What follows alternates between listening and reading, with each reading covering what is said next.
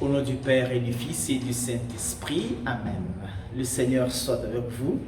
Frères et sœurs, nous commençons une nouvelle année liturgique. C'est l'année liturgique C. Nous la commençons avec le premier dimanche de l'Avent. Et bien auparavant, j'aimerais vous inviter à faire votre investissement spirituel.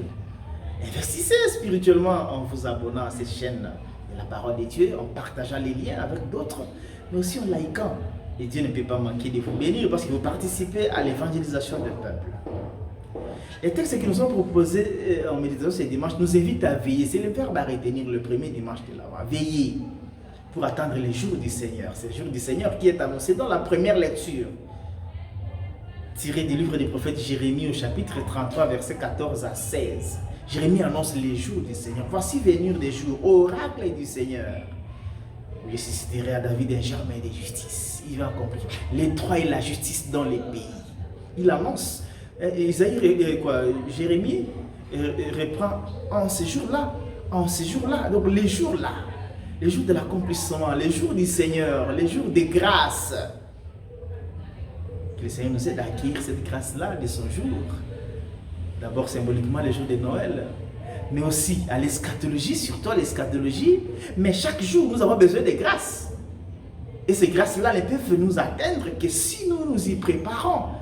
Être compatible à la grâce. Être compatible à la grâce au jour du Seigneur. Comment?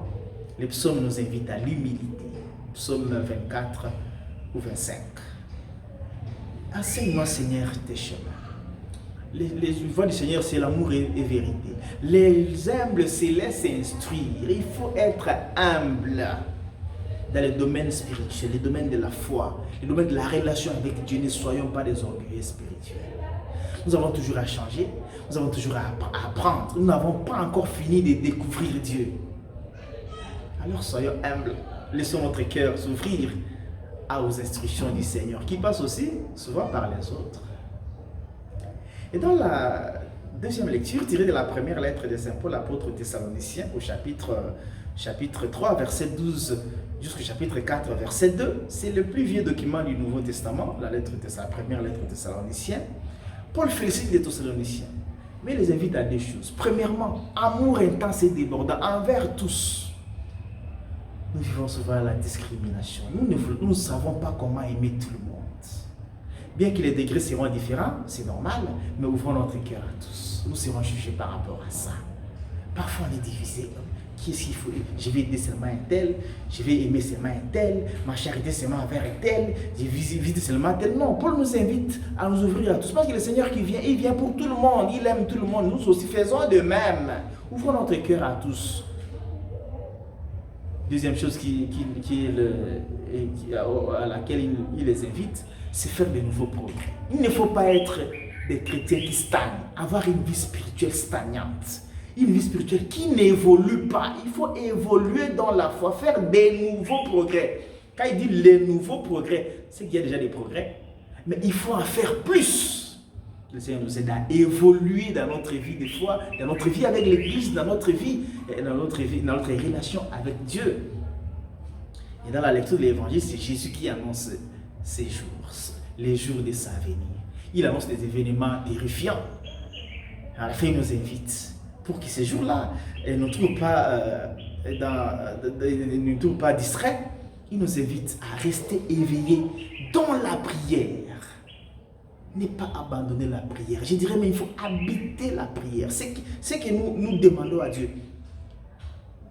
Le climat avec lequel nous sommes dans la prière, vivons ces climats partout. Vivons comme si nous étions en présence de Dieu partout. Alors ça va nous éviter les mal.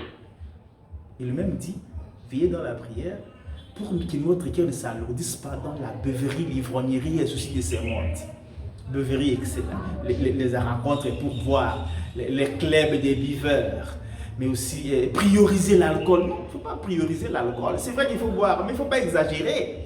Parce que sinon ton cœur va se détourner de la volonté de Dieu. Et Jésus les invite aussi.